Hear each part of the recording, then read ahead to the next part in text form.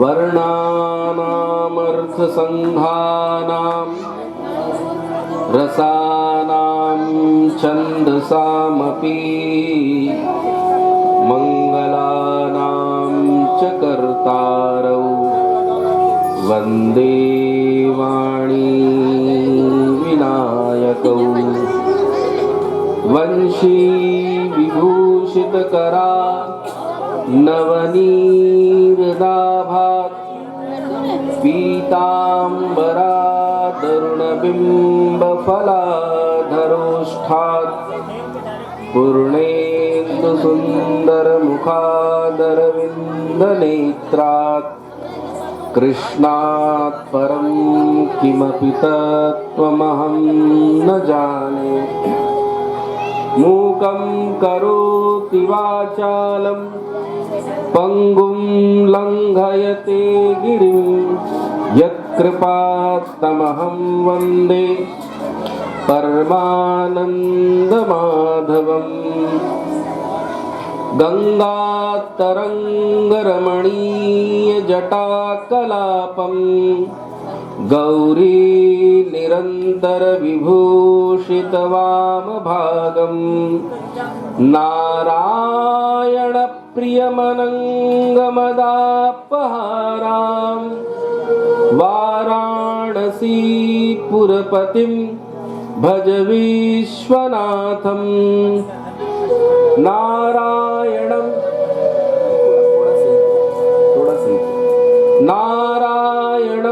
नमस्कृत्य नरं चैव नरोत्तमं देवीं सरस्वतीं व्यासं ततो जयमुदीरयेत्। सदाशिवसमारम्भां शङ्कराचार्यमध्यमाम् अस्मदाचार्यपर्यन्तां वन्दे गुरुपरम्पराम्। भक्तिभक्त भगवंत गुरु चतुरनाम वपुएक, तिनके पद वंदन किए नासहि विघ्न अनेक। जय जय श्री राधा रमण, जय जय नवल किशोर, जय गोपी चित चोर प्रभु, जय जय माखन चोर।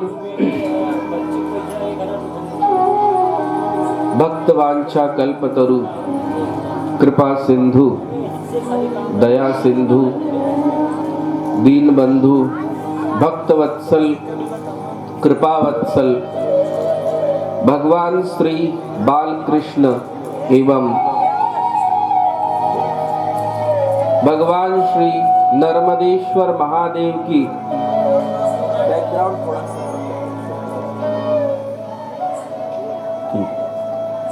भगवान श्री नर्मदेश्वर की असीम अनुकंपा से हम सभी लोग मानव जीवन की सर्वोच्च उपलब्धि सत्संग, वह सत्संग जौनपुर जनपदांतर्गत हकारीपुर नामक ग्राम में श्रीमद् भागवत कथा के माध्यम से उस सत्संग का लाभ लेने हेतु यहाँ पर समवेत हुए हैं। आइए सर्वप्रथम अपने मन और वाणी को पवित्र करने के लिए पवित्र भगवान नाम का आश्रय लेते हैं। श्री कृष्ण गोविंद हरे मुरारे, हे नाथ नारायण वासुदेव। गाइए। गोविंद हरे मुरारे, हे नाथ नारायण वासुदेव। श्री कृष्ण गोविंद हरे मुरारे, हे नाथ नारायण वासुदेव। श्री कृष्ण गोविंद हरे मुरारी, हे नाथ नारायण वासुदेव। श्री कृष्ण गोविंद हरे मुरारी हे नाथ नारायण वासुदेव श्री कृष्ण गोविंद हरे मुरारी हे नाथ नारायण वासुदेव हे नाथ नारायण वासुदेव हे नाथ नारायण वासुदेव हे नाथ नारायण वासुदेव हे नाथ नारायण वासुदेव श्री कृष्ण गोविंद हरे मुरारी हे नाथ नारायण वासुदेव श्री कृष्ण गोविंद हरे मुरारी हे नाथ नारायण वासुदेव हे नाथ नारायण वासुदेव हे नाथ नारायण वासुदेव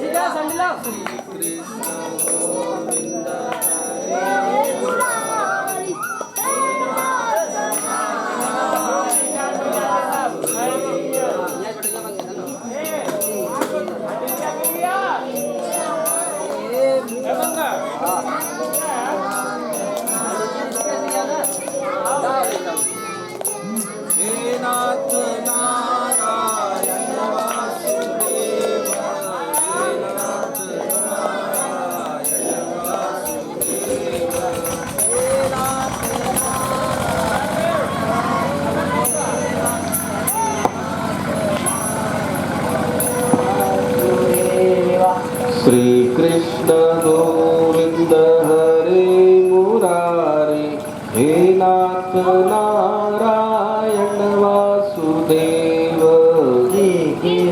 श्री कृष्ण गोविंद हरे मुरारी हे नाथ नारायण वासुदेव श्री कृष्ण गोविंद हरे मुरारी हे नाथ नारायण वासुदेव श्री कृष्ण गोविंद हरे मुरारी हे नाथ नारायण वासुदेव हे नाथ नारायण वासुदेव हे नाथ नारायण वासुदेव हे नाथ नारायण वासुदेव हे नाथ नारायण वासुदेव श्री कृष्ण गोविंद हरे मुरारी हे नाथ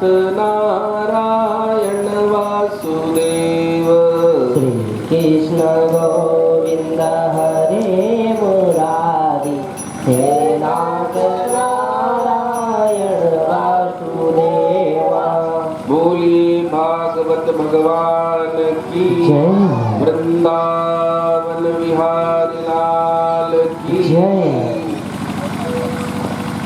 आइए आज हम कथा के षष्ठम दिवस में प्रवेश करते हैं। कल तक हमने कालिया निग्रह तक श्रवण किया। भगवान ने कालिया नाग का निग्रह करके यमुना जल को शुद्ध किया। जैसे ही भगवान ने कालिया को कहे कि रमणक द्वीप चले जाओ, कालिया जल से बाहर आया और भगवान उसके फन पर खड़े हैं। सब ब्रजवासी अत्यंत हर्षित हो गए, चिल्लाने लगे, अरे कन्हैया दौड़ के भाजिया, नहीं तो ये नाग तो काट लेगो, खाए लेगो। भगवान बोले, ब्रजवासियों अब चिंता मत करो, ये अब मेरो शिष्य है गयो है, अब ये मोते कछु नाय कहेगो। तुरंत यशोदा मैया बाल कृष्ण को अपने गोदी में ले लिए।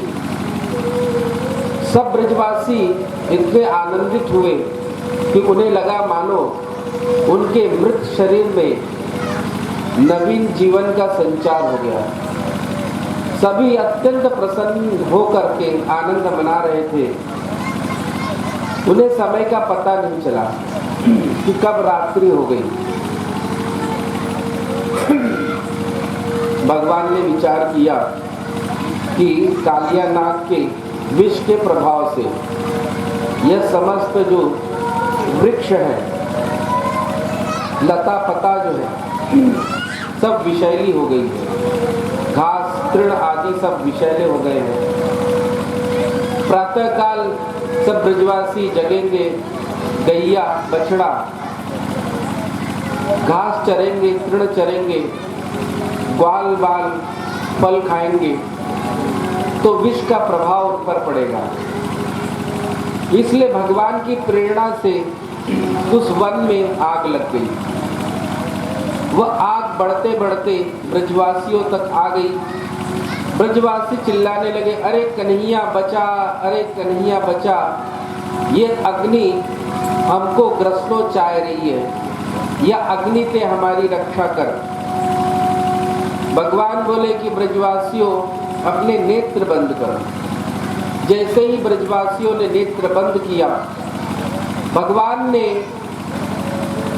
उस अग्नि का दावानल का पान कर लिया। देखिए, कार्य का लय जो है वो कारण में होता है। भगवान के मुख से ही अग्नि उत्पन्न हुई है। मुखात् अग्निरजायत, भगवान के मुख से अग्नि उत्पन्न हुई है। तो भगवान का मुख जो है वो अग्नि का कारण है और अग्नि कार्य है। तो भगवान ने दावानल का पान किया। अब ये आपको समझ में नहीं आएगा, इसके लिए और सरलता से मैं समझाता हूँ। जैसे मिट्टी जो है वो घड़े के बनने के प्रति कारण है। मिट्टी से घड़ा बनता और घड़ा जो है वो कार्य है। तो मिट्टी हो गई कारण, कि जिस पदार्थ से कोई वस्तु बने वो कारण कहलाती है, और जो पदार्थ बनता है उसे कार्य कहते हैं। तो मिट्टी से घड़ा बनता है, मिट्टी कारण हो गया और घड़ा कार्य हो गया। घड़ा जब फूट जाता है तो फिर मिट्टी में मिल जाता है, तो कार्य का लय कारण में हो जाता है। उसी प्रकार भगवान ने दावानल का पान किया। सब ब्रजवासी अत्यंत प्रसन्न हुए। भगवान ने लीला के माध्यम से 5 तत्वों की शुद्धि की है। भगवान ने मिट्टी खा करके भू तत्व की शुद्धि करी है, पृथ्वी तत्व की शुद्धि की है। तृणावर्त को मार करके भगवान ने वायु तत्व को शुद्ध किया। कालिया का निग्रह करके भगवान ने जल तत्व की शुद्धि की है।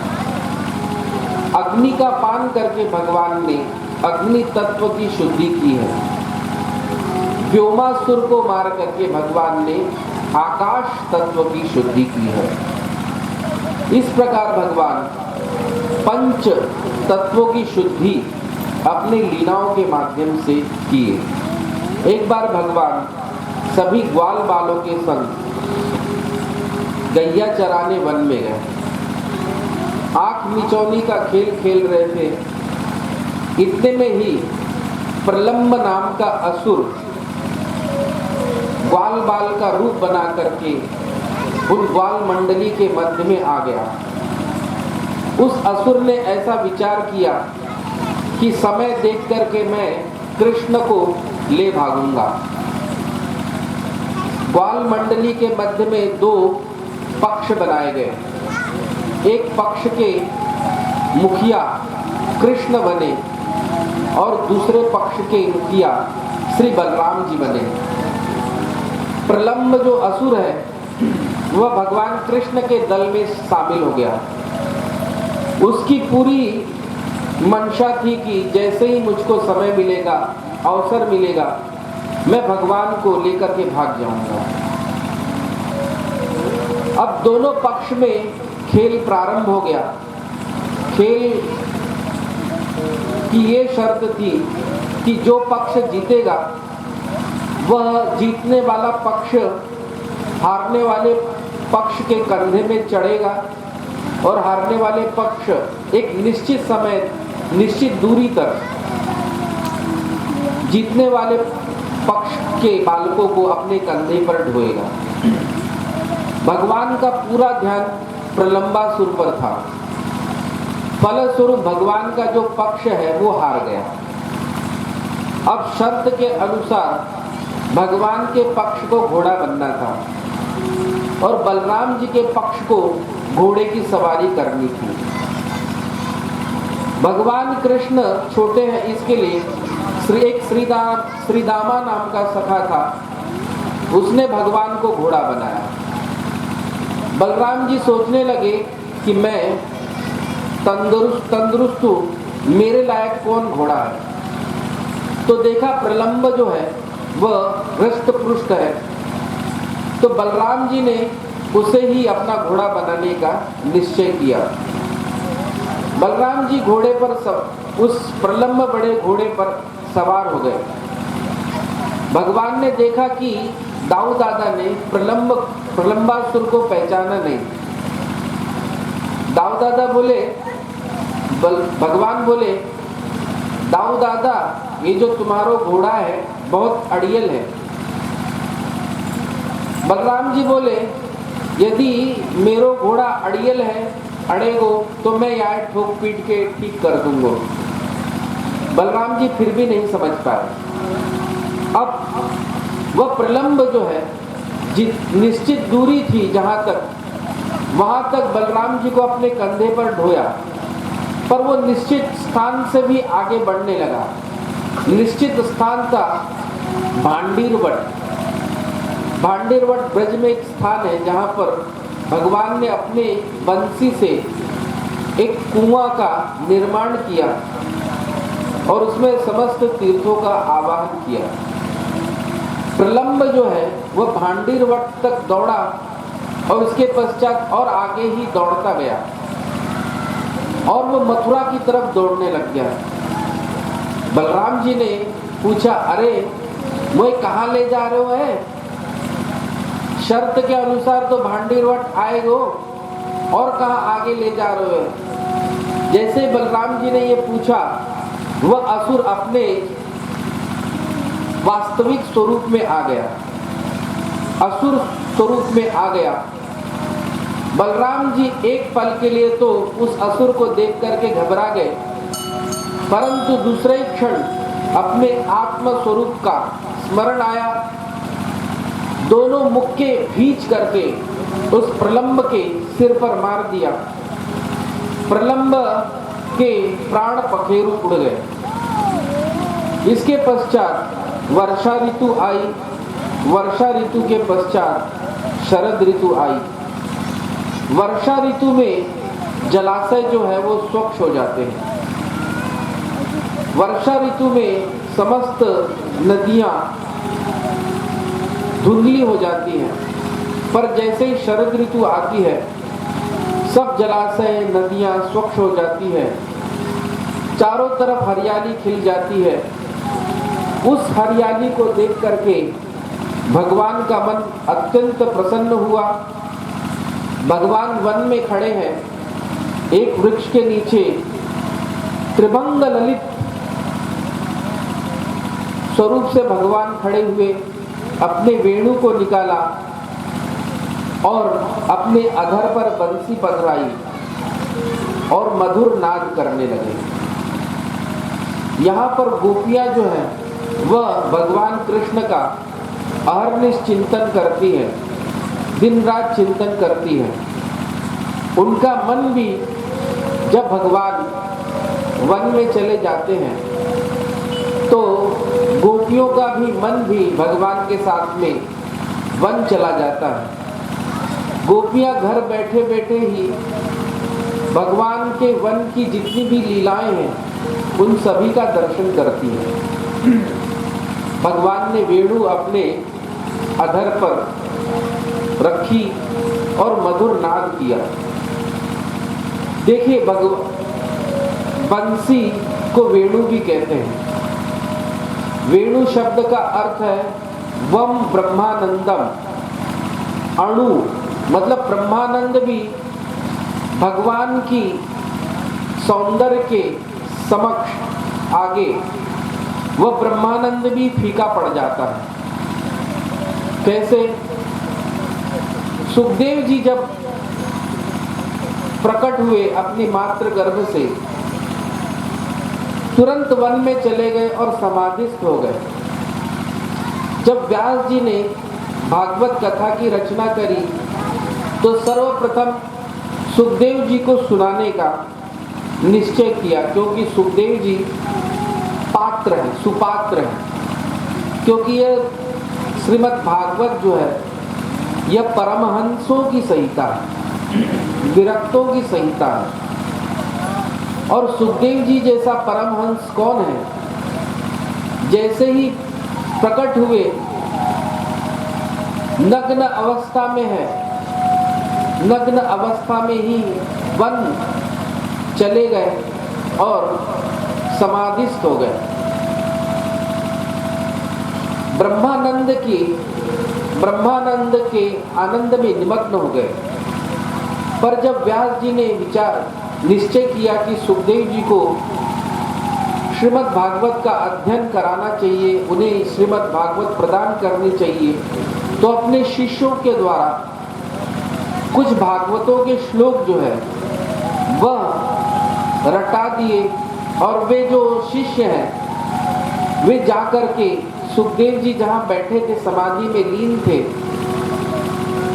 सुखदेव जी के बगल में खड़े होकर के वे भागवत के श्लोक गुनगुनाने लगे।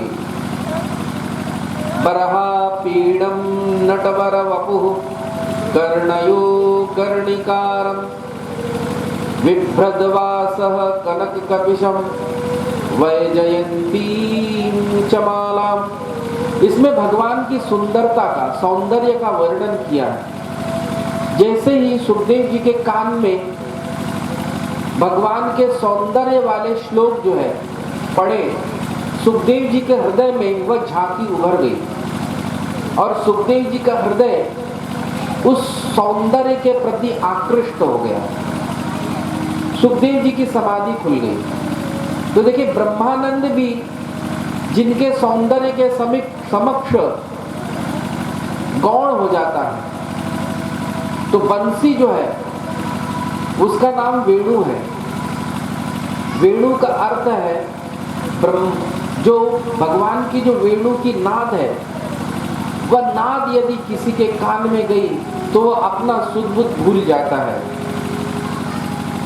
एक पद है, बांसुरी बजाई आज रंग सो मुरारी।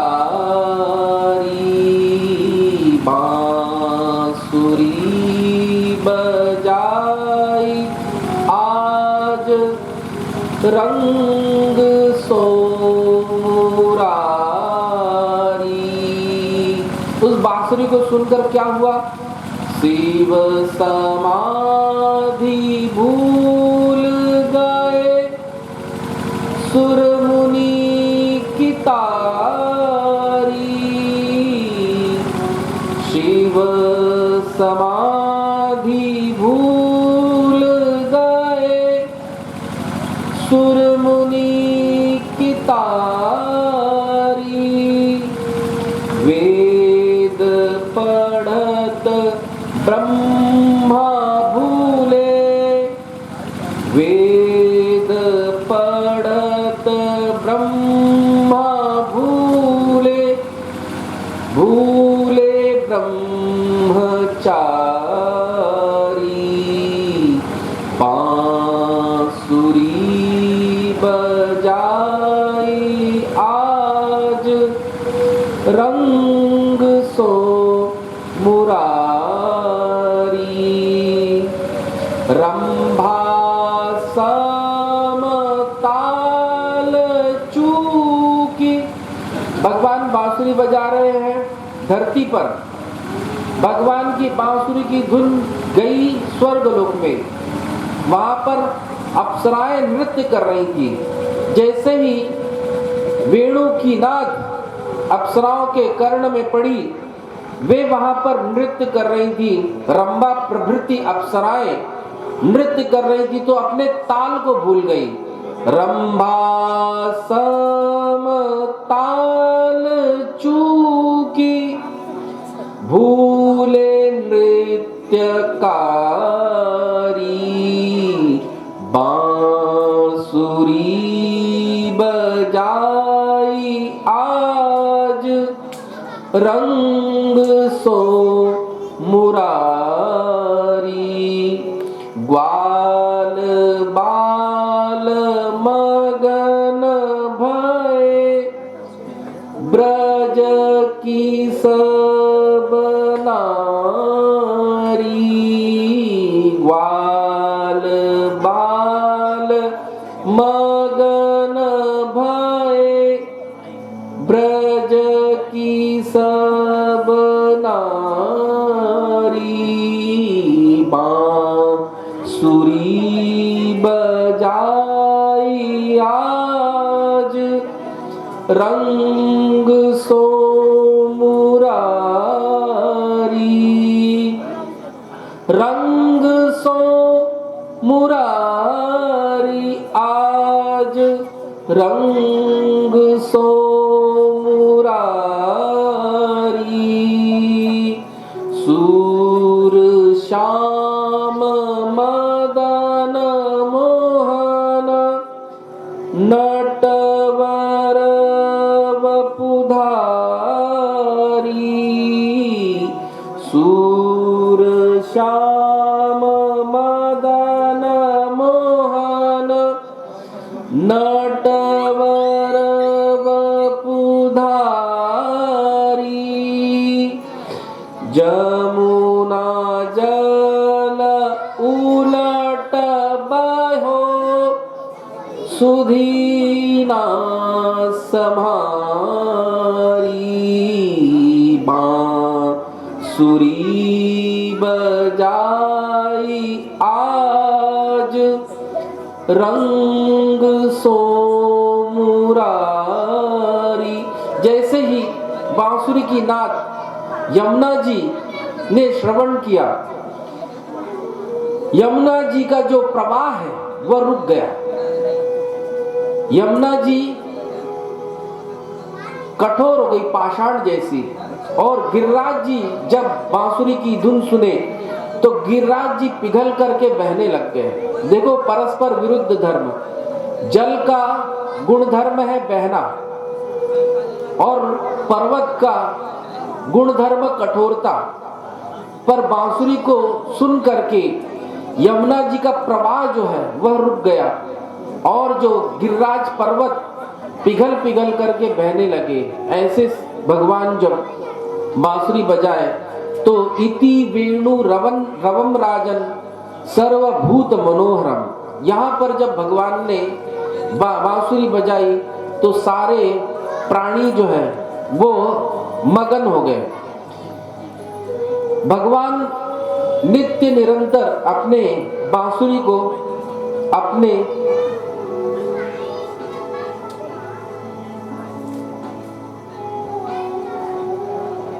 भगवान जो है जब बांसुरी को इतना आदर क्यों देते हैं, नित्य निरंतर अपने पास में रखते हैं। जब भगवान अपने बांसुरी को इतना आदर देते हैं तो गोपियां जो है उस बंसी से बहुत ईर्ष्या करती है कि गोपियों ने, बंसी ने ऐसा कौन सा तप किया है जो भगवान श्याम सुंदर इस बंसी को इतना आदर देते हैं। भगवान बंसी को इसलिए इतना आदर देते हैं कि रामावतार में भगवान जब राम अवतार लेकर के आए तो भगवान शिव जो है वो हनुमान जी बन करके आए और हनुमान जी ने भगवान की ऐसी सेवा करी कि भगवान राम कहते हैं, सुन सुत, मैं तुमसे उऋण नहीं होता हूं, उऋण नहीं हो सकता हूं। भगवान भरत जी से कहते, भरत भाई, कपि से उऋण हम नाई, मैं कपि से उऋण नहीं हो सकता, क्योंकि इन्होंने इतने उपकार किए हैं मुझ पर। यदि एक एक उपकार के बदले में मैं एक एक प्राण भी न्योछावर कर दूं तो मेरे पास में तो 5 प्राण हैं। और कपि ने, हनुमान जी ने इतना उपकार किया है हम पर कि मैं इनके उपकार को चुका नहीं सकता। इसलिए भगवान हनुमान जी के कृत्य के प्रति उऋण है। वो कहते हैं मैं उऋण हो नहीं सकता। अब भगवान जब कृष्ण अवतार धारण किए तो भगवान जो है भोलेनाथ, वह बंसी बन गए। कृष्णोपनिषद में कहते हैं वंशस्तु भगवान रुद्र, जो वंशी है भगवान रुद्र ही वंशी बने हैं। भगवान कृष्ण बोले कि आपने रामावतार में मेरी बहुत सेवा की है, अब सेवा करने की बारी हमारी है। इसलिए भगवान जो है वंशी को इतना आदर देते हैं। गोपियों की यह नित्य निरंतर लालसा रहती थी कि कब हमें भगवान श्री श्याम सुंदर की प्राप्ति हो। इसके लिए गोपियों ने एक अनुष्ठान व्रत का प्रारंभ किया। हेमंते प्रथमे मासी नंद ब्रज कुमारिका चेरुर्हविष्यं भुंजाना कात्यायन्यर्चन व्रतम। हेमंत मास, पूरे वर्ष भर में 6 ऋतु आती है, 2-2 महीने की एक ऋतु आती है। बसंत ऋतु फाल्गुन और चैत्र महीने में वसंत ऋतु रहती है। वैशाख और ज्येष्ठ महीने में ग्रीष्म ऋतु रहती है। आषाढ़ में ग्रीष्म ऋतु रहती है, सावन में वर्षा ऋतु आ जाती है। भाद्रपद में वर्षा ऋतु रहती है और आश्विन में फिर शरद ऋतु आ जाती है। भाद्रपद में भी शरद रहता है। कार्तिक और मार्गशीर्ष, ये दोनों महीना हेमंत ऋतु रहता है। पौष और माघ जो महीना है उसमें शिशिर ऋतु रहती है। तो जो मार्गशीर्ष महीने में अर्थात हेमंत ऋतु में जो गोपियां जो हैं वो एक अनुष्ठान कर रही हैं कात्यायनी माता की प्रसन्नता के लिए। वे प्रातःकाल ही सुबह जल्दी उठ करके यमुना जी स्नान करती हैं और यमुना किनारे ही बालुका में कात्यायनी माता की मूर्ति बना करके उनका यथाविधि विधि पूर्वक षोडशोपचार से पूजन करती हैं और पूजन करके एक ही वर मांगती हैं, कात्यायनी महामाये महायोगिन्यधीश्वरी नंद गोप सुतम देवी पतिम में कुरुते नमः। हे कात्यायनी महामाये महायोगिनी महाअधीश्वरी, हे मैया, हम आपकी उपासना कर रही हैं, आप हम पर प्रसन्न होइए और हमें ये वरदान दीजिए कि भगवान कृष्ण ही हमें पति रूप से प्राप्त हुए। गोपियां जब यह व्रत करती हैं तो उनसे यह व्रत करने में एक त्रुटि हो रही थी। वह त्रुटि क्या थी कि गोपियां एक ही वस्त्र धारण करके जाती हैं और यमुना जी में निर्वस्त्र होकर स्नान करती हैं, पुनः उसी वस्त्र को पहन करके पूजन करती हैं। भगवान ने देखा कि गोपियां मुझे पाने के लिए व्रत कर रही हैं पर उनके व्रत में कमी है, त्रुटि है। चलू चल करके उस त्रुटि को मैं पूर्ण करता हूं। एक दिन प्रातःकाली जब गोपियां स्नान करने जा रही थी यमुना जी, भगवान बीच मार्ग में खड़े हो गए। गोपियां आई तो भगवान बोले कि सुनो, मैं जानू तुम एक व्रत करो और मोकु प्राप्त करवे के ताई ही व्रत करो हो, पर तुम जो व्रत करो हो वामे त्रुटि बन जाए है। तुम निर्वस्त्र स्नान करो हो। गोपियां बोली, आए बड़े पंडित जी महाराज, दिन भर तो माखन चुराते डोले हैं और हमें ज्ञान देवे चले आए। जाओ जाओ अपनो काम करो, हम सब जाने हैं कैसो व्रत कर क्यों जाए। भगवान ने देखा कि गोपियां ऐसे नहीं मानेंगी। दूसरे दिन गोपियां आई स्नान करने के लिए, वस्त्र तट पर उतारे और स्नान करने लगी। श्रीमान जी आए और वस्त्र उठा करके कदम्ब पर चढ़ गए। अब गोपियां स्नान करने के लिए, स्नान करके जैसे ही बाहर आने का विचार किया, सामने देखा तो वस्त्र नहीं है। गोपियां इधर उधर देखने लगी कि वस्त्र कहां चले गए, तो पेड़ पर ही कन्हैया दिख गए। गोपियां कहने लगी कि हे श्याम सुंदर, हमारे वस्त्र हमको प्रदान करो। भगवान बोले कि ऐसे तुम्हें वस्त्र प्रदान नहीं किया जाएगा। मैंने कल तुम्हें समझाया पर तुम समझ नहीं पाई। अब तुम ऐसे ही बाहर आओ। गोपियां बोली, हम यदि बाहर आने के लायक होती तो तुमसे प्रार्थना क्यों करती। भगवान बोले, तुमको इसी ही अवस्था में आना पड़ेगा। तब गोपियां विचार करने लगी कि हम इनकी ही प्राप्ति के लिए ये व्रत कर रही हैं और ये तो परम पिता परमात्मा है, इनसे क्या वस्तु छिपी है। भगवान बोले कि गोपियों, निर्वस्त्र होकर के आओ और धरती पर सिर रख करके पहले जल के अधिष्ठात्री देव वरुण देव को प्रणाम करो, उनसे क्षमा याचना करो। उसके पश्चात मुझे जमीन पर सिर रख करके प्रणाम करो। गोपियों ने वैसा ही किया। गोपियों ने वैसा ही किया। भगवान बोले कि गोपियों, मैं तुमसे प्रसन्न हूं, तुम्हारी जो साधना है वह पूर्ण हुई। अब आने वाली जो शरद पूर्णिमा की रात्रि है, उस शरद पूर्णिमा की रात्रि को तुम्हारा मनोरथ पूर्ण होगा महारास लीला के माध्यम से। सब गोपियां प्रसन्न हो गई। शरद पूर्णिमा आई। उस शरद पूर्णिमा की, अच्छा कुछ लोग जो है, जो अज्ञानी लोग, इस जो चीर हरण की लीला को बुरा मानते हैं कि भगवान धर्म की स्थापना के लिए आए हैं और गोपियों का वस्त्र चुराना यह क्या धर्म का कार्य है।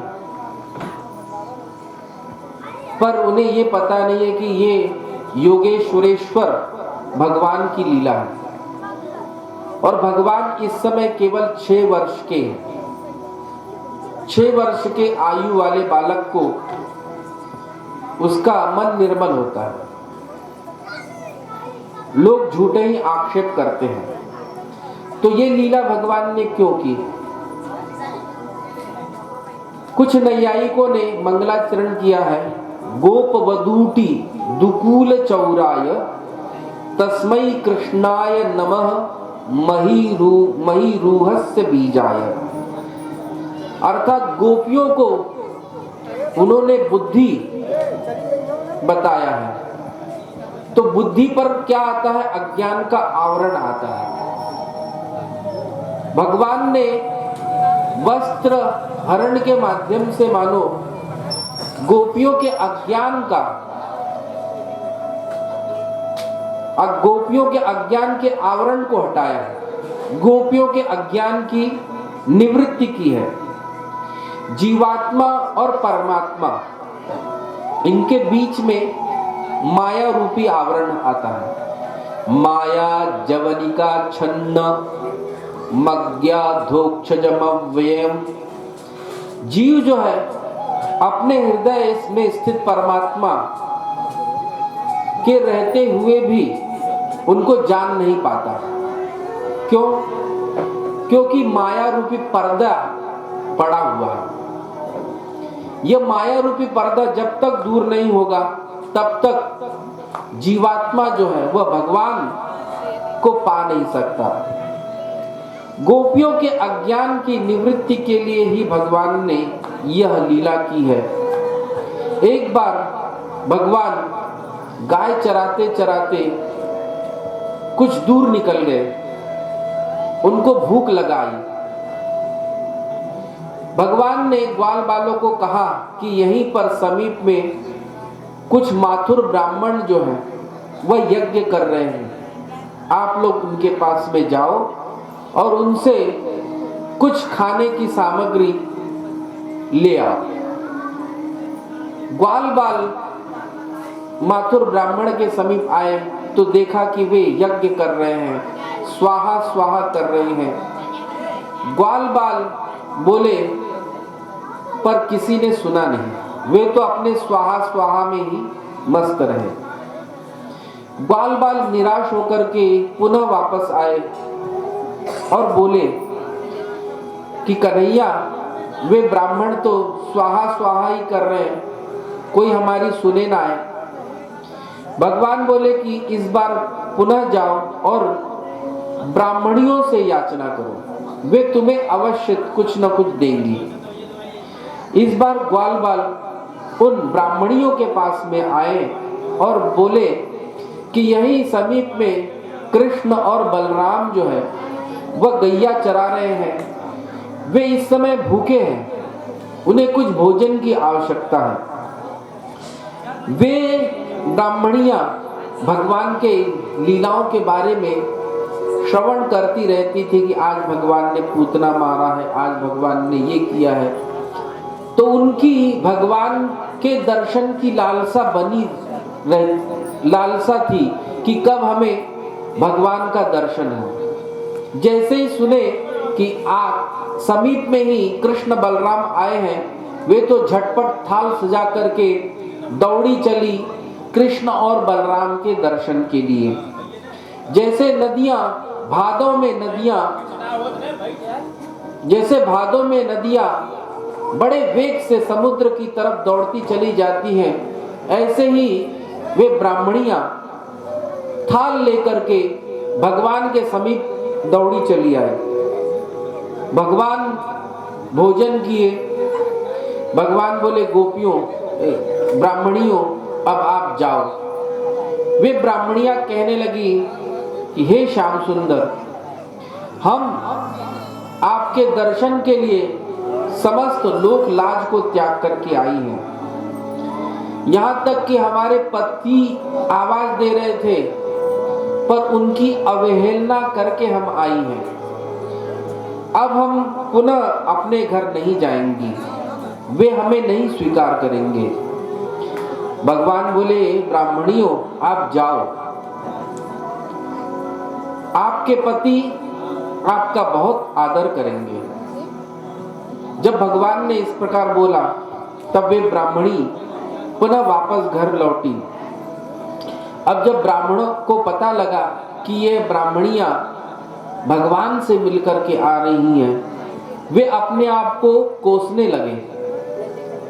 धिक जन्म नास्ति वृदम विद्याम धिक व्रतम बहुज्ञताम। हमारे इस ब्राह्मण कुल में जन्म लेने में धिक्कार, हमारी पढ़ी हुई विद्या को धिक्कार है, हमारे यज्ञ करने को धिक्कार। हम जो शुभ कर्म कर रहे हैं वह शुभ कर्म का कोई लाभ नहीं, क्योंकि समस्त कर्म जो होते हैं वह भगवान की प्राप्ति के लिए होते हैं और भगवान ही समीप में आए हैं और आप कर्म करने में ही लगे हुए हो। इसलिए वे आत्मग्लानि में भर करके अपने आप को ही धिक्कार रहे हैं। हमारे यज्ञ करने को धिक्कार है कि हम लोग भगवान से विमुख हो गए, भगवान के दर्शन करने हम नहीं गए। एक बार शरद के कार्तिक मास आया। कार्तिक मास में दीपावली के अवसर पर समस्त ब्रजवासी इंद्र की पूजा करते थे। कार्तिक मास जब आया, नंद बाबा ने बैठक बुलाई और समस्त ब्रजवासियों से कहा कि कार्तिक मास आ गया है, इंद्र यज्ञ की तैयारी करो। तो सभी ब्रजवासी इंद्र यज्ञ की तैयारी में जुट गए। सभी लोग अपने अपने घर में पकवान बना रहे हैं। यहाँ पर नंद भवन में भी बहुत पकवान बन रहे हैं। प्रातःकाल ही बालकृष्ण उठे, आंख मीचते मीचते रसोई घर की तरफ आ रहे हैं। देख रहे हैं कि आज बहुत रसोई घर में पकवान बन रहे हैं, नाना प्रकार के पकवान बन रहे हैं। उन पकवानों की सुगंध से पूरा घर महक रहा है। भगवान सोचने लगे कि आज क्या बात है, ये आज हमारे घर में पकवान बन रहे हैं। भगवान जैसे ही रसोई घर के पास में आए, यशोदा मैया बोली, कन्हैया देख, आज तू रसोई घर में मत प्रवेश करे, आज भोग बन रहे हो है। भगवान बोले, मैया ये भोग कौन के ताई बन रहे हो है। यशोदा मैया बोली कि देख लाला, आज जो है ना जय जय के ताई भोग बन रहे हो है। भगवान बोले कि मैया ये जय जय कौन आएगो। मैया ये एक पकौड़ी या में ते मोकू दे दे। यशोदा मैया बोली, देख लाला, तो को मैंने पहले ही कहो कि आज तो एक कछु ना मिलेगो, क्योंकि जय जय के ताई भोग बन रहे हो। ब्रज में जय जय मतलब भगवान, उनको कहते हैं जय जय। यशोदा मैया बोली, देख जय जय के ताई भोग बन रहे हो। भगवान मन ही मन बोले, सबसे बड़े जय जय तो हम, सब देवों के देव तो हम, ये हमते बड़े बड़ो जय जय कौन आएगो ये ब्रज में। मैया बोली कि कन्हैया जा अपने बाबा से पूछ ले जय जय कौन है। अब भगवान को पकौड़ी नहीं मिली तो भगवान उदास हो गए। धीरे धीरे चलते चलते चौपाल पे आए। जैसे ही नंद बाबा के पास में आए, भगवान को उदास देख करके नंद बाबा बोले, कन्हैया आज तू कैसो उदास है, क्या बात है गई। नंद बाबा ने भगवान को गोदी में बिठाया। नंद बाबा से भगवान ने पूछा, कथ्यताम में पितः कोयम संभ्रमो उपागतः, किम फलम कस्य चोद्देशः, केन वा साध्यते मख। बाबा मोकू तुम ये बताओ कि ये कौन के पूजा की तैयारी है रही है, तुम ये कौन की पूजा करो हो और किस उद्देश्य से ये पूजा करो हो, तुम्हें यह पूजा करवे ते कहाँ वस्तु की प्राप्ति होगी, ये मुझे बताओ। तब नंद बाबा बोलते हैं, परजन्यो भगवान इंद्रो मेघास्तस्यात्ममूर्तयः, तेभि वर्षन्ति भूतानां प्रीणनां जीवनं पयः। नंद बाबा बोले कि कन्हैया, ये जो इंद्र है ये वर्षा को देवता है। हम या इंद्र की पूजा कई पुस्त से करते आ रहे हैं। जब हम इंद्र की पूजा करें हैं तो इंद्र प्रसन्न है जाए हैं और प्रसन्न है कि हमारे ब्रजमंडल में वर्षा करे हैं। और जब वर्षा हुए है तो तृण उत्पन्न हुए हैं, उन तृण को चर चर के हमारी गैया पुष्ट हुए हैं, दुग्ध हमको मिले हैं, यही मारे हम इंद्र की पूजा करें। भगवान बोले, बाबा एक बात बताओ, यदि कुछ ब्रजवासी वह इंद्र की पूजा करें और कुछ ब्रजवासी वह इंद्र की पूजा नाय करें, तो कहा तुम्हारो देवता जाने पूजा करी है, वाके खेत में ही जल बरसावेगो का, जाने पूजा नाय करी, वाके खेत में जल नाय बरसावेगो। नंद बाबा बोले, कन्हैया देखवे में तो तू बहुत छोटो सो लगे, पर बात तो बूढ़न जैसी करे है, तू कहनो का चाहे। भगवान बोले कि देख नंद बाबा, ये जो इंद्र विंद्र कोई देवता नहीं, यदि व्यक्ति कर्म ही नाय करेगो तो देवता कहां से फल देगो।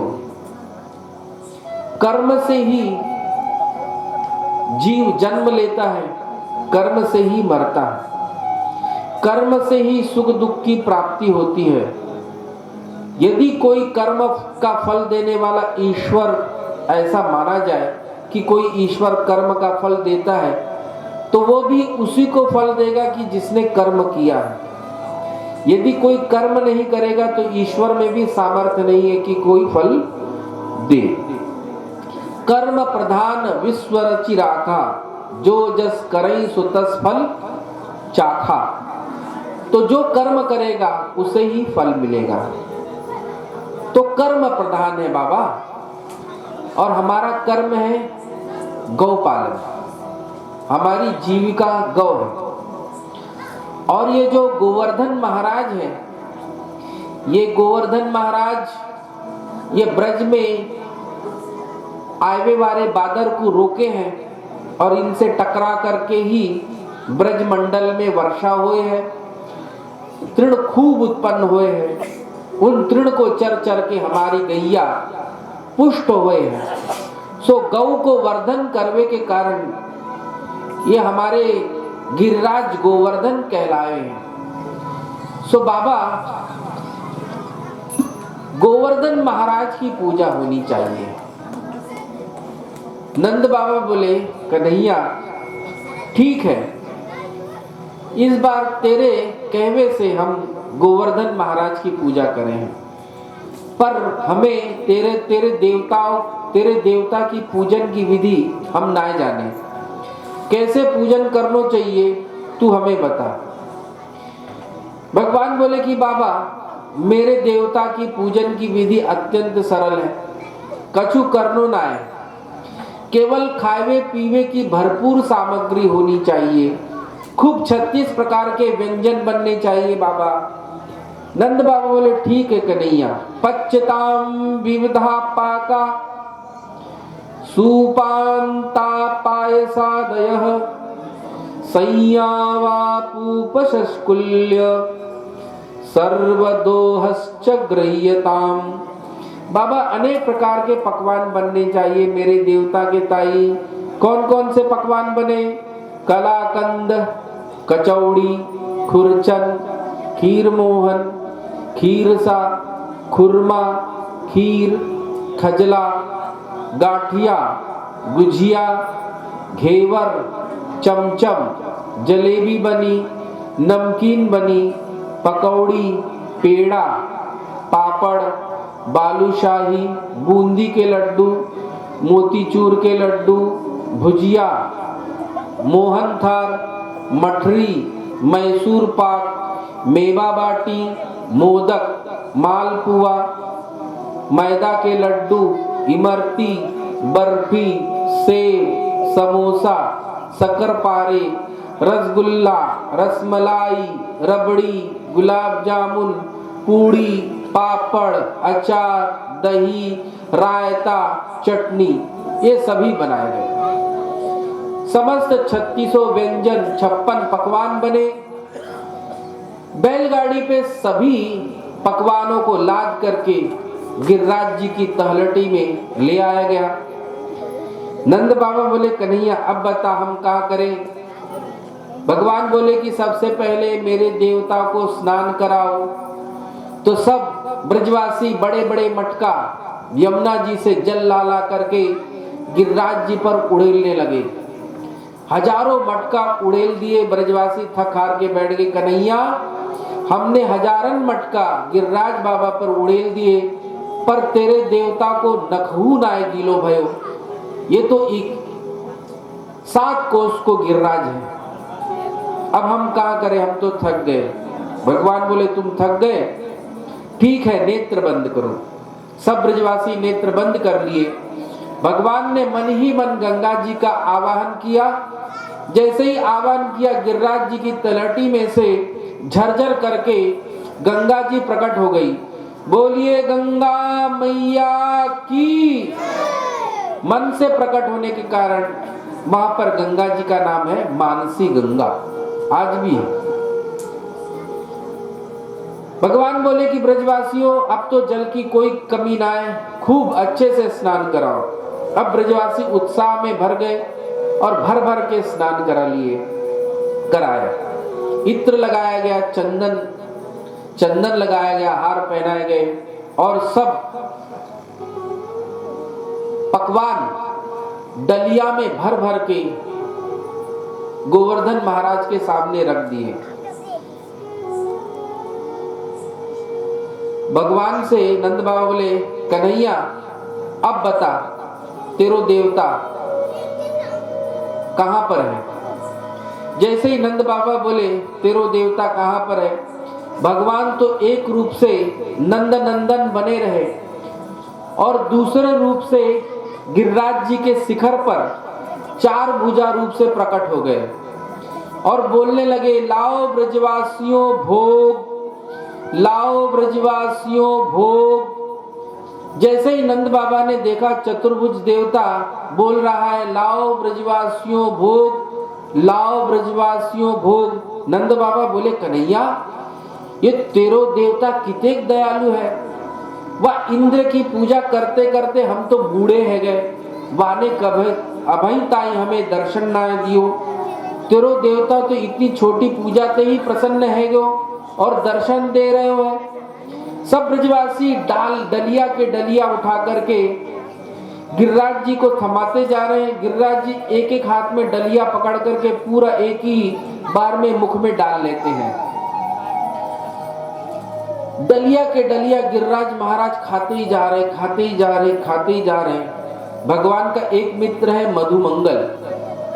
मधुमंगल भगवान के पास में, कन्हैया के पास में जाकर बोला, कन्हैया ये जो तेरो देवता है कितने दिनान को भूखो है, अरे धीरे धीरे पायले, हम कछु मना कर रहे का पायवे को।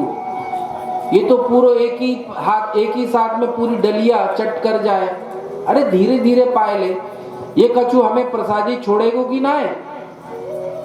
भगवान बोले तुम चिंता मत करो, तुम सबन को प्रसाद मिलेगो। नंद बाबा कन्हैया से बोले, कन्हैया अब बता तेरे देवता की पूजा में कोई कसर तो ना है, पूछ ले अपने देवता से। भगवान बोले कि एक कसर अभी है। बोले कहाँ कसर है। बोले नंद बाबा मेरो देवता की परिक्रमा करनी चाहिए, तब मेरो देवता प्रसन्न होएगो। तो सभी ब्रजवासी परिक्रमा के लिए चल पड़े। देखिए हम लोग यहाँ पर बैठे हैं और यदि हम मन से गिरिराज महाराज की शरण में जाए और मन से ही परिक्रमा करें तो हमको तन से किए हुए परिक्रमा का फल अवश्य मिल जाएगा। तेरो सब संकट मिट जाए, तू पूजा कर गोवर्धन की। तेरो सब संकट मिट जाए, तू पूजा कर गोवर्धन की। तेरो सब संकट मिट जाए, तू पूजा कर गोवर्धन की। तेरो जन्म मरण मिट जाए, तू पूजा कर गोवर्धन की, तोहे नंद लाला मिल जाए, मिल जाए। तू पूजा कर गोवर्धन की, सब प्रणाम मिल पहिले कीजे, गिरिराज हृदय धर लीजे। चल मन प्रेम बढ़ाए, हाँ बढ़ाए। तू पूजा कर गोवर्धन की, आगे पूछरी को लौटा है, जो खाए खाए भयो सिलौठा है। करो सब प्रणाम सिर नाए, सिर नाए। जो रक्षा करे अपने जन की, तेरो सब संकट मिट जाए, मिट जाए। तू पूजा कर गोवर्धन की, यह अब राधा कुंड में स्नान करो, मन राधे जू को ध्यान धरो। जाकी इनकी शरण जो आए, हाँ आए, सब व्याधि मिटे तन की मन की, तेरो सब संकट मिट जाए, मिट जाए।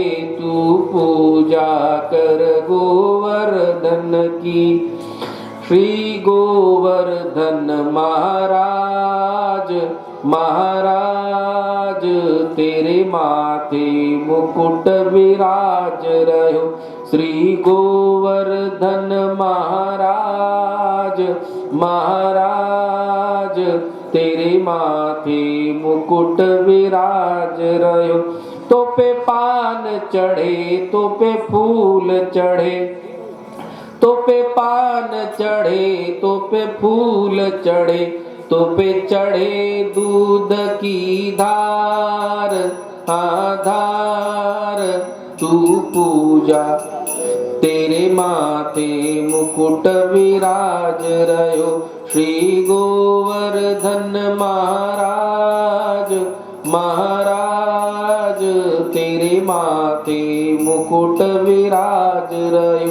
तेरे सात कोस की परिक्रमा, तेरी सात कोस की परिक्रमा, और चकलेश्वर विश्राम, विश्राम तेरे माथे मुकुट विराज रहो।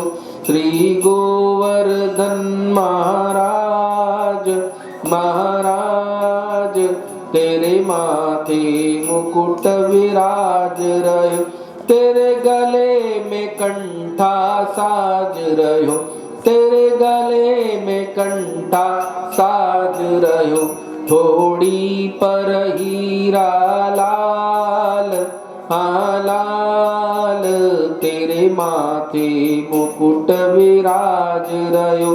श्री गोवर्धन महाराज, महाराज तेरे माथे मुकुट विराज रहो।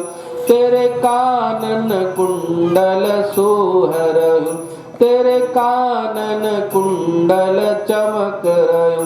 तेरी झांकी बनी विशाल, हाँ विशाल तेरे माथे मुकुट विराज रहो।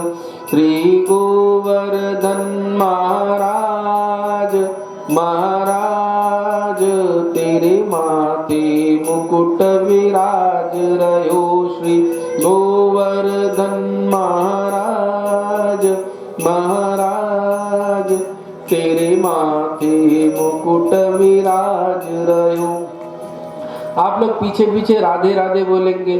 श्री गोवर्धन में मानसी गंगा, हरदेव जी, लक्ष्मी नारायण, साक्षी गोपाल, चकलेश्वर जी, हर गौरी में भज मन श्री राधे गोपाल, भज मन श्री राधे गोपाल भज मन, श्री राधे गोपाल भज मन, श्री राधे गोपाल।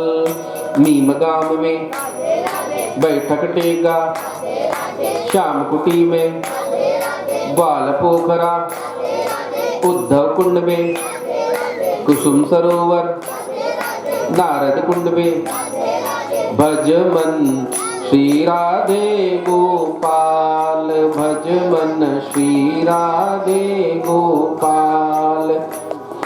किलोल कुंड में हरगोटपुर जी, आन्योर ग्राम में श्रीनाथ जी, पूचरी गांव में नवल कुंड में, सुरभि कुंड में, हरजी कुंड में, गोकुलनाथ जी, जतीपुरा में भज मन, श्री राधे गोपाल भज मन, श्रीनाथ गोपाल भज मन, श्री राधे गोपाल भज मन, श्री बोलिए गिरिराज महाराज की, गोवर्धन महाराज की।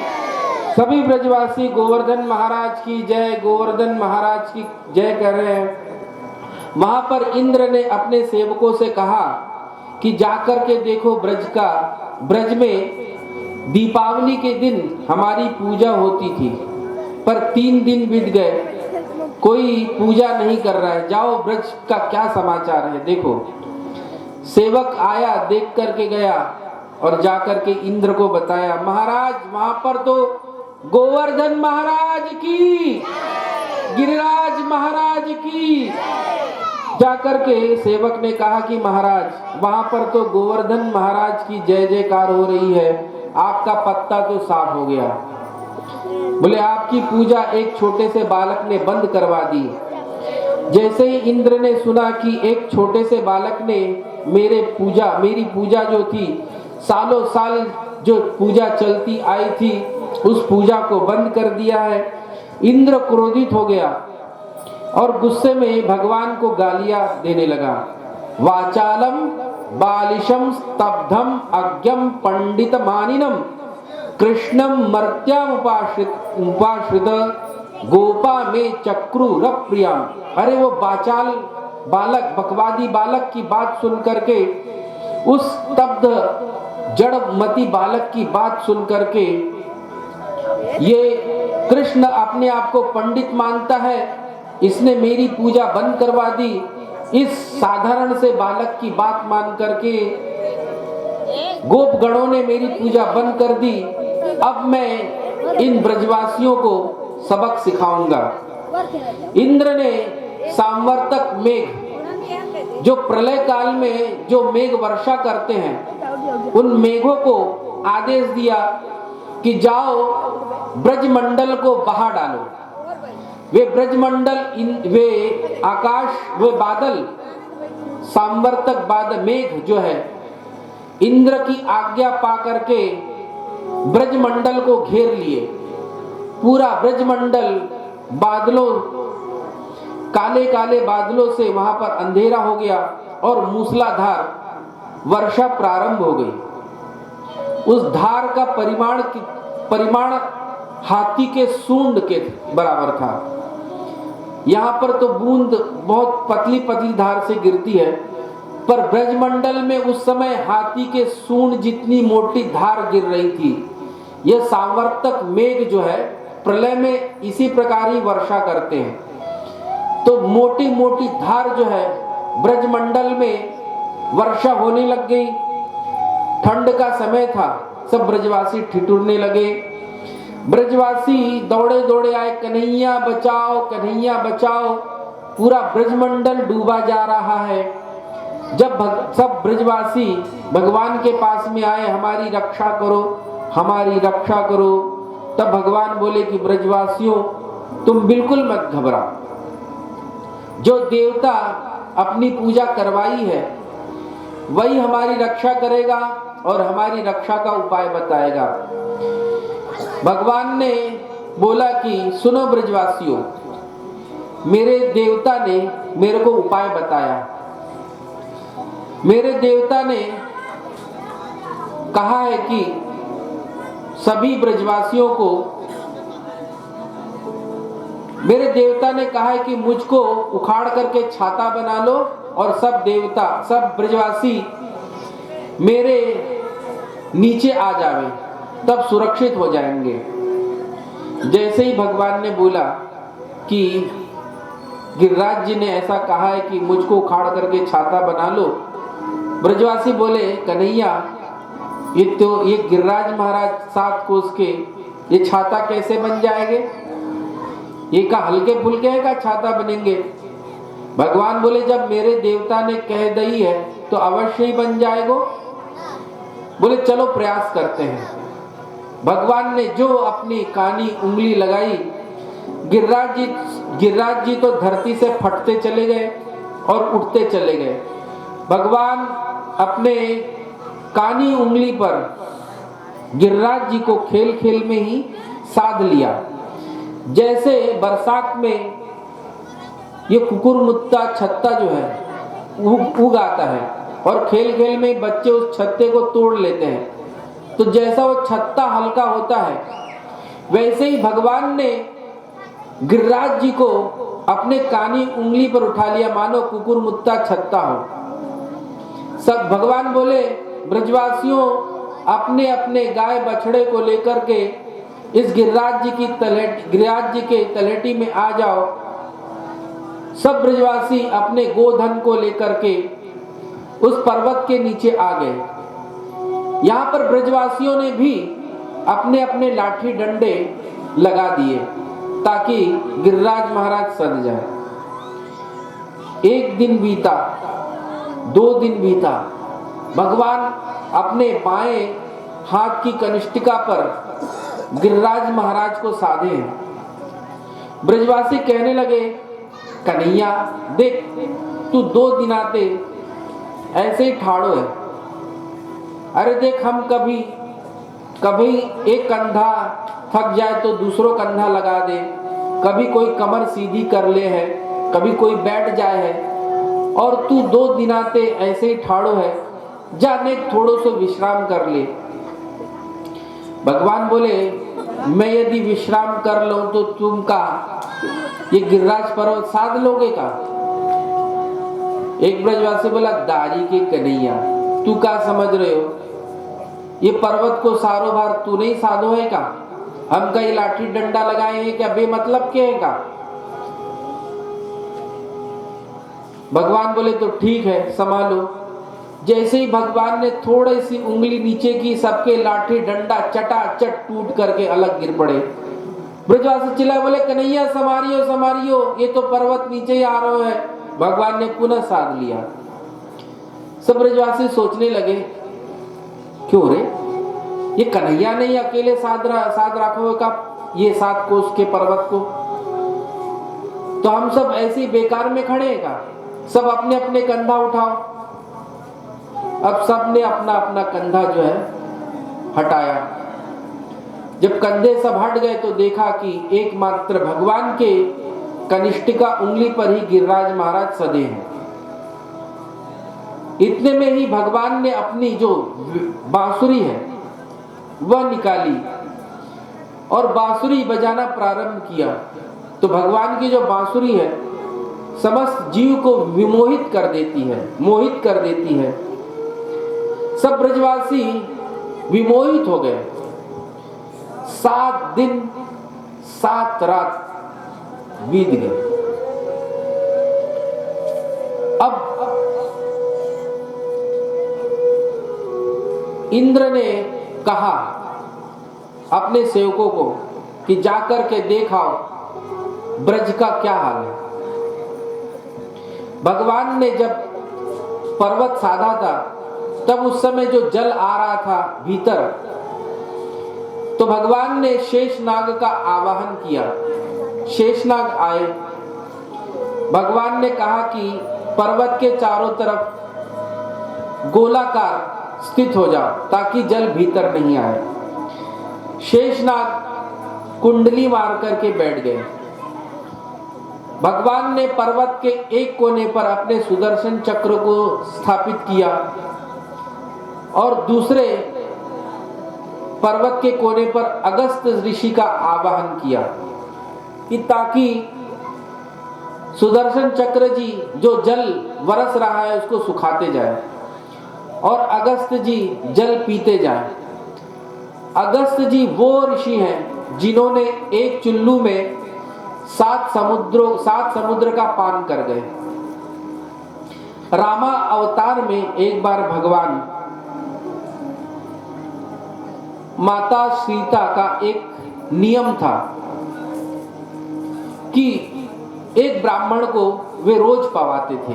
वैसे तो बहुत सारे ब्राह्मण पाते थे, पर अपने अंतःपुर में एक ब्राह्मण को अवश्य जिमाते थे। तो ब्राह्मण तो थोड़ा ही थोड़ा जी पाते हैं, भोजन करते हैं। माता सीता एक बार प्रभु राम को उलाहना देती हुई बोली कि ब्राह्मण गण आते हैं और बहुत थोड़ा सा पाते हैं, किसी ऐसे ब्राह्मण को बुलाइए जिनको तृप्ति पूर्वक भोजन कराया जाए। भगवान बोले जैसी आपकी इच्छा। भगवान ने उस दिन अगस्त ऋषि का आवाहन किया। अगस्त ऋषि आए, माता सीता थाल परोस दी, एक बार में ही पूरी थाल साफ, पुनः दूसरा थाल, तीसरा थाल, जो आए सामने सब साफ साफ। जितनी रसोई बनी थी सब समाप्त। पूरा भंडार घर में जितनी सामग्री थी सब समाप्त हो गई। माता सीता तो लक्ष्मी जी हैं, अणिमादि सिद्धियां उपस्थित हो गई। वे भोजन बनाने लगी। वहां पर भोजन बना नहीं, लाए नहीं कि साफ। अब पवाते पवाते माता सीता तो थक गई। बोली ये कैसे ब्राह्मण आ गए, इनकी तो तृप्ति नहीं हो रही है। माता सीता हार करके भगवान के पास में गई। बोले प्रभु आज कैसे किस ब्राह्मण को न्योता दे करके आए, इनकी तो तृप्ति नहीं हो रही है, अब मैं क्या करूं। भगवान बोले कोई बात नहीं। भगवान ने एक तुलसी पत्ता लिया, उस पे राम लिखा, बोले ये परोस दीजिए। माता सीता थाल में तुलसी पत्र जैसे ही परोसा, अगस्त जी ने तुलसी पत्र उठाया और मुख में डाला और डकार निकलने लगी। अगस्त जी बोले हम तो तृप्त हो गए, आप जल पिलाइए। भगवान बोले कि देखिए इस अवतार में तो आपको भोजन ही वर कराया और जल आपको अगले अवतार में पिलाएंगे। तो वही अभी अगस्त जी को आवाहन किया और अगस्त जी बैठ करके समस्त जल का पान कर रहे हैं। वहां पर इंद्र का भेजा हुआ जो सेवक है वह आया। आकर के उसने देखा कि यहाँ ब्रज में तो धूल उड़ रही है, जल का कोई नामो निशान नहीं है। जाकर के इंद्र को बोला कि वहां पर तो ब्रज में धूल उड़ रही है। इंद्र दौड़ा दौड़ा आया, देखा वास्तव में ब्रज में धूल उड़ रही है। इंद्र ने बादलों से कहा तुम्हारा जल सब कहां चला गया। मेघों ने कहा महाराज जितनी हमारी टंकी में जल था सब उड़ेल दिया, अब समाप्त हो गया। इंद्र ने कहा भाग जाओ, सब बादल जो है मेघ है पलायन कर गए। अब इंद्र को भगवान की भगवत्ता समझ में आई, पर इंद्र जो है अब वर्षा बंद हो गई। भगवान ने कहा कि अब वर्षा बंद हो गई है, ब्रजवासियों अब बाहर आ जाओ। सब ब्रजवासी बाहर आए और भगवान ने पुनः पर्वत को अपने स्थान पर रखा। ब्रजवासी आश्चर्यचकित हो गए और नंद बाबा से बोले हे नंद बाबा ये लाला तेरो ही है का। नंद बाबा बोले क्यों, ये मेरो लाला है या में कछु संदेह है का। बोले अपने ब्रजमंडल में एक से एक बड़े पहलवान भय, ऐसो बलशाली हमने आज तक नाए देखो कि जाने कनिष्ठिका उंगली में 7 दिना तक गिरिराज पर्वत को धारण कियो। बाबा हमें तो ऐसो लगे कि ये तेरो लाला ना है, ये तो भगवान है। जैसे ही भगवान ने सुना कि ब्रजवासी कह रहे हैं कि कन्हैया भगवान है, अब तो ब्रजवासी जो है हाथ जोड़ करके दूर ही खड़े हो गए। सोचने लग गए कि ये कन्हैया तो साक्षात भगवान है, और हमने खेलने में कितनी बार कन्हैया के कान पकड़ करके उसे घोड़ा बनाया है, उसके घोड़े पर सवारी की है। तो ये भगवान है तो हमने बार बार अपराध किया है। अब हमारी समझ में आया है कि कन्हैया भगवान है, तो सब हाथ जोड़ के दूर खड़े रह गए। भगवान बोले अब तो गड़बड़ हो गई, यहाँ पर तो हम मधुराति मधुर लीला करने के लिए आए हैं। यदि ये ब्रजवासी मुझको भगवान समझेंगे तो मेरा तो लाड़ चाव सब समाप्त हो जाएगा। भगवान बोले कि देखो ब्रजवासियों, अरे भगवान मैं ना आए हूं, मैं तुम्हें एक गुप्त बात बताऊं। देखो मेरो जो देवता है वाने मोको एक मंत्र प्रदान कियो है। वह मंत्र को ऐसो प्रभाव है कि वह मंत्र को पढ़ते पढ़ते मैं जाकी तरफ देखूं तो वाको बल जो है मुंह में आ जावे। तो जब मैंने गिरिराज पर्वत उठायो और तुम सब मोकू टुकुर टुकुर देखने लगे और मैंने मंत्र पढ़नो प्रारंभ कर दियो, सोई तुम सबको बल मुंह में आ गयो और मैंने झट्टई पर्वत गिरिराज पर्वत उठा लियो।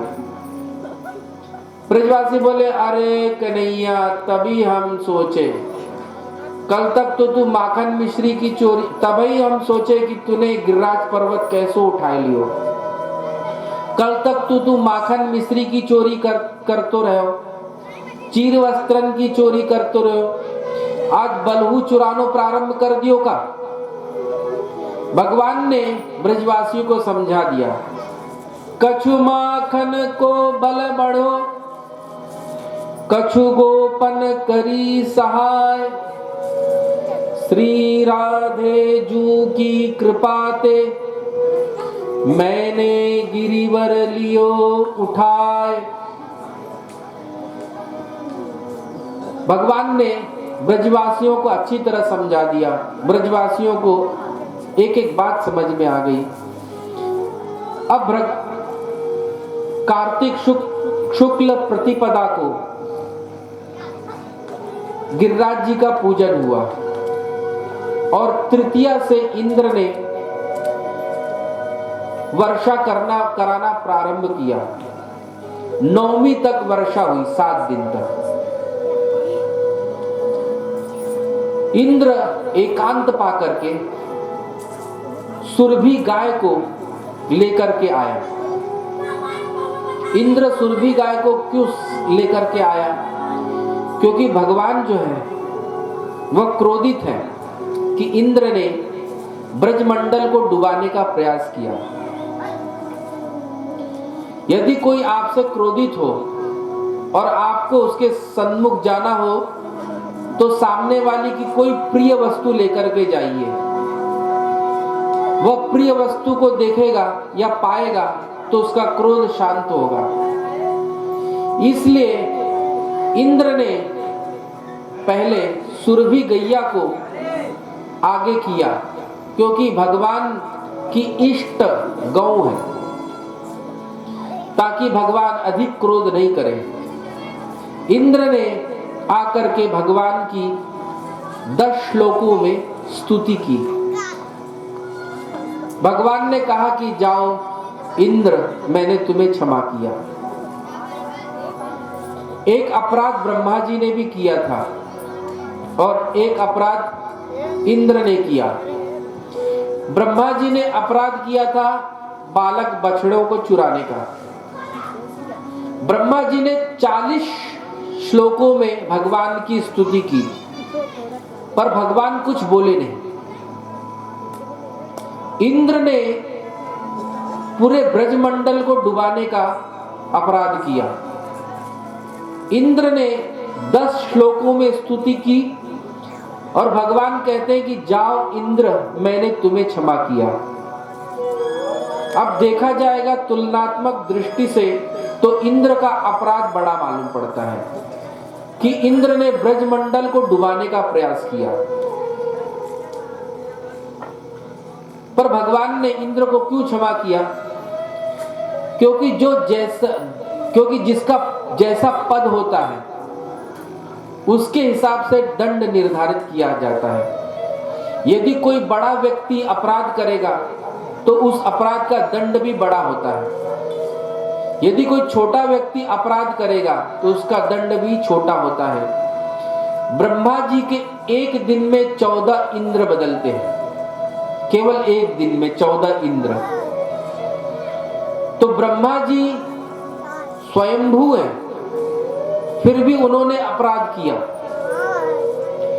इंद्र ने, ब्रह्मा जी ने जो अपराध किया उससे भगवान और भक्त दूर हो गए।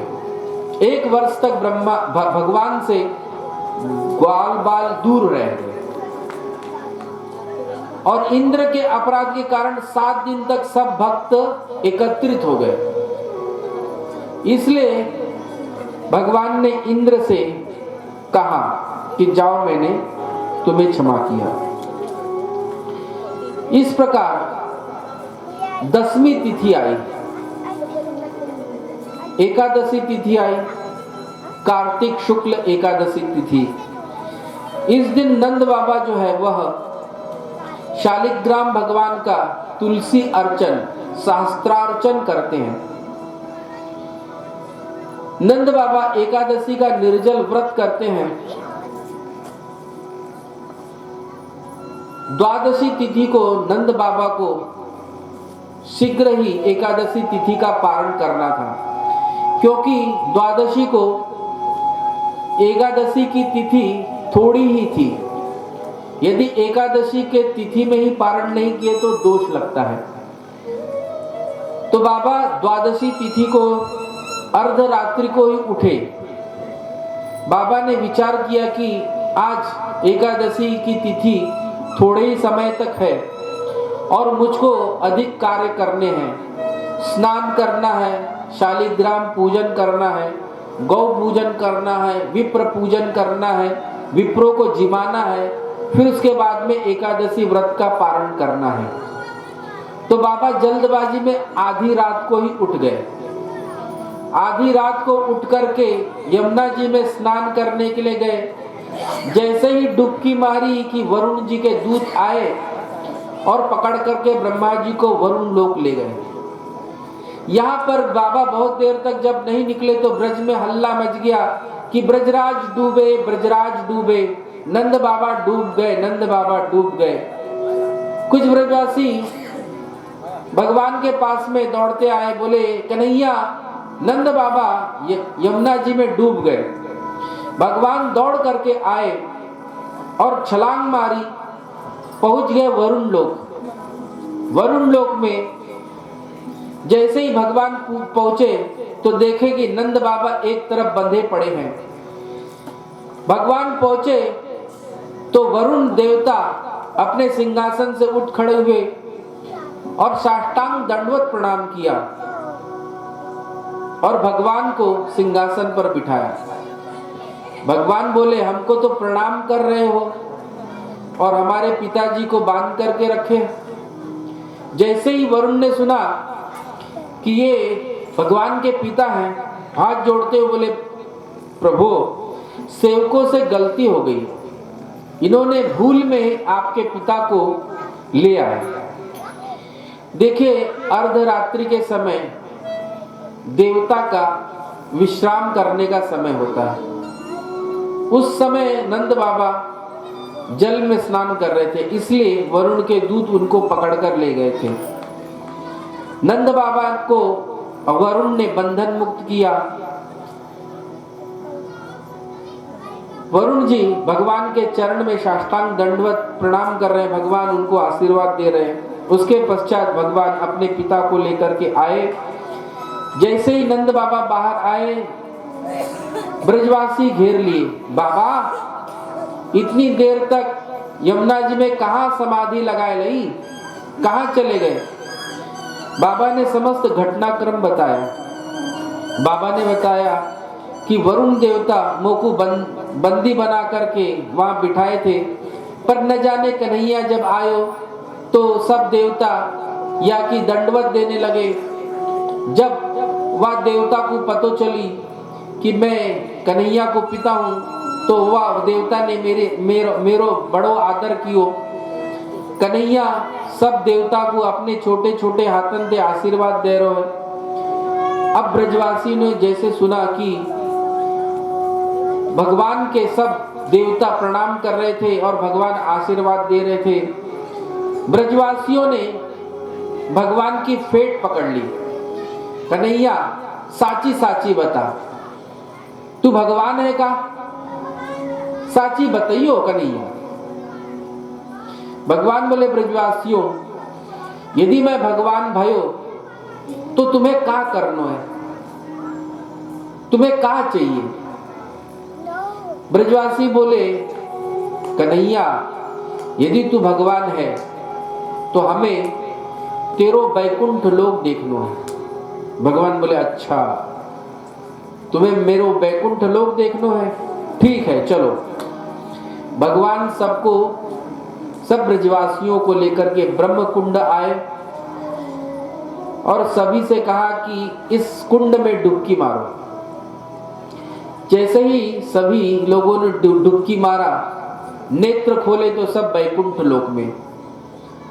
अब बैकुंठ लोक में जितने भी रहते हैं, जो जाते हैं, सब चतुर्भुज रूप में रहते हैं। सब चतुर्भुज रूप वाले पार्षदों को देख करके ब्रजवासी अचंभित हो गए। एक ब्रजवासी बोला, अरे देख यहाँ तो सब चार भुजा वाले यहीं पर हैं, चलो इनसे पूछते हमारो कन्हैया कहाँ है। एक ब्रजवासी उन पार्षदों से पूछने लगे, बोले राम राम। एक पार्षद ने कहा, मौनम आस्यताम। एक ब्रजवासी बोला, अरे भैया ये कौन सी भाषा बोले हैं, हमें तो कछुस पल्ले ना पड़ रही, हमें लगे देववाणी बोल रहे हैं। एक बोला कि भैया ये कौन सो देश है जहां पे कोई काउते राम राम ना करे, चलो हमें इनते का करना, हमें तो अपनो कन्हैया से काम है, चलो कन्हैया को ढूंढे। अचानक शेषनाग पर भगवान दीख पड़े, दौड़ पड़े भगवान की तरफ, पर बीच में ही पार्षदों ने छड़ी अड़ा दी। बोले रुको, आगे जा नहीं सकते, यहीं तक सीमा है, जो कुछ भी करना है पूजन वंदन स्तुति आदि सब यहीं से करो। ब्रजवासियों ने देखा ब्रह्मा प्रभृति सभी देवता हाथ जोड़ करके भगवान की स्तुति कर रहे हैं। ब्रजवासी मन ही मन बोलने लगे कि भैया ये वैकुंठ तो हमें अच्छो ना लगे, यहाँ तो कोई काऊ से सीधे मुंह बात ना करे, और हमारो कन्हैया देखो कितनी दूर बैठो है, वाते हम बोर बतराए ना सके, या ते तो अच्छो हमारो ब्रजमंडल है भैया, हमारो वृंदावन है।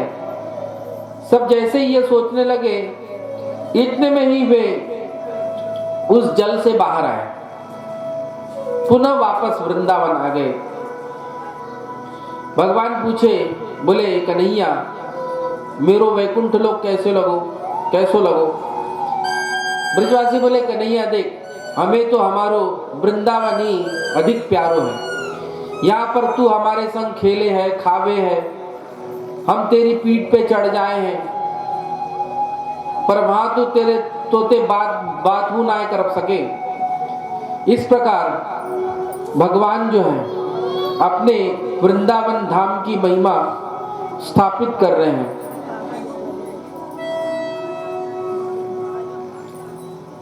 अब श्री सुखदेव जी भगवान की उस महारास लीला का वर्णन करने जा रहे हैं।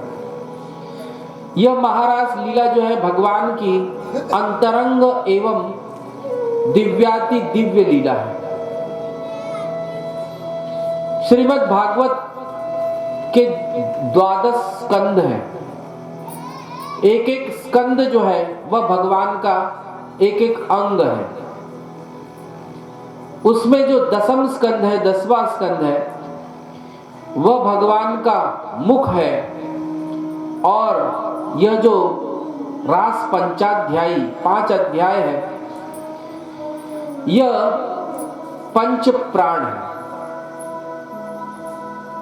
जो भी कोई रास पंचाध्यायी का श्रवण करता है, भगवान के प्राण के साथ में उसका तादात्म्य हो जाता है।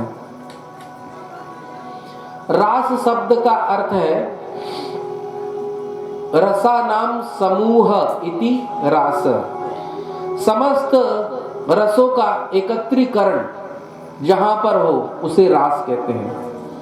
देखिए, रास की यह विशेषता है कि रस की यह विशेषता है कि वह कड़वे से कड़वे पदार्थ को रसीला कर देगा। आपने कभी सुना है करेले का मुरब्बा? करेले का मुरब्बा बनता है, पर जब करेला मुरब्बा नहीं बनता तो उसके पहले वो कड़वा रहता है, और जब बन जाता है तब मीठा मीठा हो जाता है। तो ये रस की विशेषता है। बांस का मुरब्बा देखा है क्या? नहीं। असम में बांस उत्पन्न होता है, वहां पर बांस का मुरब्बा बनता है। बांस की जो लकड़ी होती है उसमें कोई रस होता है, सूखा रहता है, परंतु नीरस बांस भी रसयुक्त हो जाता है मुरब्बा बन करके। बूंदी जब फीकी रहती है तो स्वादहीन रहती है, जब उसे चाशनी में डालते हैं तब वो स्वाद लगने लगती है। तो देखिए, रस की यह विशेषता है कि वह नीरस को भी सरस बना देती है, कड़वे को भी मीठा बना देती है, फीके को भी मीठा बना देती है। उसी प्रकार यह जो रास है, यह चाहे क्रूर हृदय वाला व्यक्ति सुने या वासना से मलिन हृदय वाला व्यक्ति सुने, तो उसमें अवश्य रस का संचार होगा। यहाँ पर श्री सुखदेव जी इस श्लोक से प्रारंभ करते हैं। भगवान अपिता रात्रि शरदोत्फुल्ल मल्लिका वीक्षरन्तुं मनश्चक्रे योग मायाम उपाश्रितः।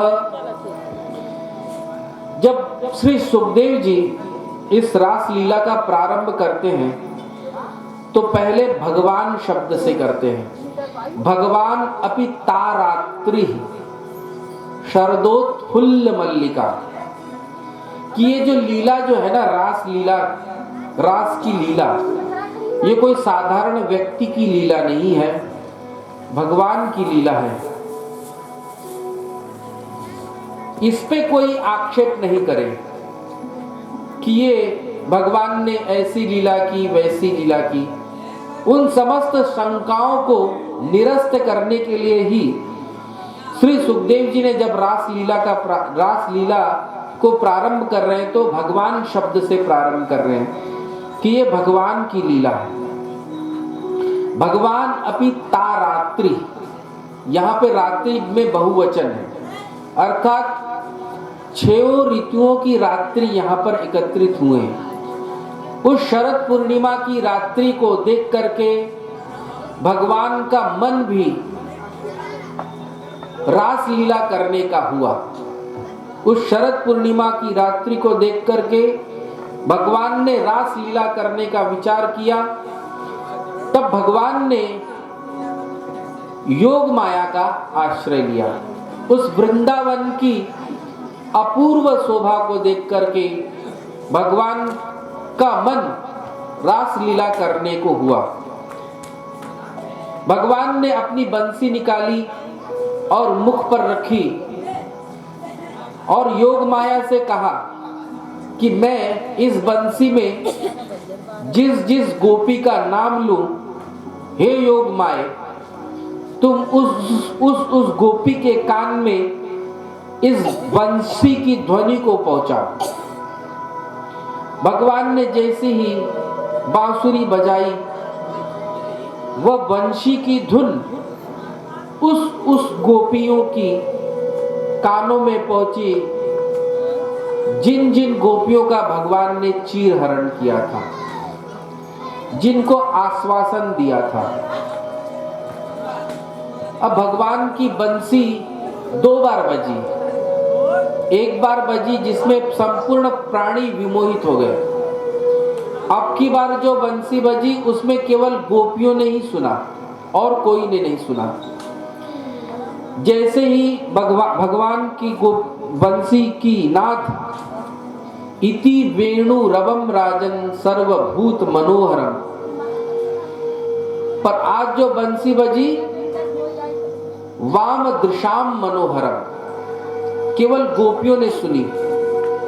और जैसे ही गोपियों के कान में वह वंशी की धुनी गई, निशम्य गीतम तदनंगवर्धनम ब्रजस्त्रियः कृष्ण गृहीत मानसा आजग्मुः अन्योन्यमलक्षितोद्यमा सयत्र कांतो जवलोल कुंडला। निशम्य गीतम, जैसे ही सुना वह गीत कैसा था? अनंग को बढ़ाने वाला, प्रेम को बढ़ाने वाला। वंशी की ध्वनि कान में गई और गोपियों के हृदय में प्रेम का संचार हुआ। और जो गोपी जिस अवस्था में थी उस अवस्था में दौड़ पड़ी। कहां पर? जहां से वो धुनी आ रही थी। देखिए, जल का प्रवाह जो है वह ऊपर से नीचे की तरफ आता है। स्रोत से जब जल निकलता है तो जाकर के सागर में मिलता है, परंतु यहां पर विपरीत हुआ। वंशी की धुनी कहां से निकल रही है? वंशी की धुन वंशी से निकल रही, भगवान के मुख से निकल रही है। तो गोपियों को बहकर अन्यत्र जाना चाहिए था, परंतु वंशी की धुनी रूपी प्रवाह में जब गोपियां पड़ी तो अपने उद्गम स्थल, गोपियां जो है उद्गम स्थल की तरफ दौड़ पड़ी। अर्थात भगवान का मुख जहां से वंशी का नाद हो रहा था वहां पर गोपियां दौड़ पड़ी उद्गम स्थल की तरफ। एक गोपी जो है गाय दूह रही थी। जैसे ही वंशी की धुनी कान में पड़ी, गाय को दूहना छोड़ा और दौड़ पड़ी उस वंशी धुन की तरफ। एक गोपी हलवा बना रही थी। जैसे ही वंशी की धुनी कान में पड़ी, हलवा बनाना छोड़ दिया, जलता चूल्हा छोड़ करके हाथ में कलछुल लेकर के ही दौड़ पड़ी। एक बंसी जो है, एक गोपी जो है, वह अपने पति को भोजन करा रही थी। जैसे ही बंसी की धुनी कान में पड़ी, वह भोजन परोसना छोड़ करके दौड़ पड़ी उस बंसी धुन की तरफ। एक गोपी अपने बालक को दूध पिला रही थी। वंशी की धुनी कान में पड़ी तो बालक को दूध पिलाना छोड़ करके दौड़ पड़ी। एक गोपी जो है वो खीर बना रही थी। वंशी की धुन कान में पड़ी, नमक उठा करके खीर में डाल दिया। एक गोपी दाल बना रही थी। वंशी की धुनी कान में पड़ी, शक्कर दाल में डाल दिया। उनको अपनी सुध नहीं है, विचित्र विचित्र वेश धारण किए हैं। किसी ने गले में पहनने वाला जो हार है वह कमर में पहन लिया। और किसी ने पैर की पायल जो है वो हाथ में पहन ली, किसी ने कमर की किंकड़ी जो है वो गले में पहन ली है, किसी ने कान का जो बुलाक है, नाक का जो बुलाक है वह कान में पहन लिया, और कान की जो बाली है वह नाक में पहन ली। विचित्र वेश। एक गोपी ने एक नेत्र में अंजन लगाए थे कि वंशी की धुनी कान में गई, दूसरे नेत्र में काजल लगाना भूल गई और वो दौड़ पड़ी, एक आंख में काजल लगाए ही। एक गोपी तो इससे भी आगे चली गई, आंख में लगाने वाला ओंठ पे लगा दिया और ओंठ पे लगाने वाला आंख में लगा दिया, दौड़ पड़ी वंशी धुन की तरफ। किसी ने माथे पे लगाने वाला बिंदी जो है वो ठोड़ी पे लगा दिया। ऐसे ही गोपी जो है वो सब भगवान के पास में दौड़ पड़ी। जैसे ही भगवान के पास एक गोपी जाने का प्रयास कर रही थी, पर उसके पति ने दरवाजा बंद कर दिया। उसे इतनी पीड़ा हुई, इतनी पीड़ा हो गई कि उसकी देह जो है वह छूट गई और वह दिव्य देह से भगवान के पास में पहुंच गई। जहुर गुणमयम देहम सद्य प्रक्षीण बंधना। अब सब गोपियां जो है भगवान के पास में पहुंच गई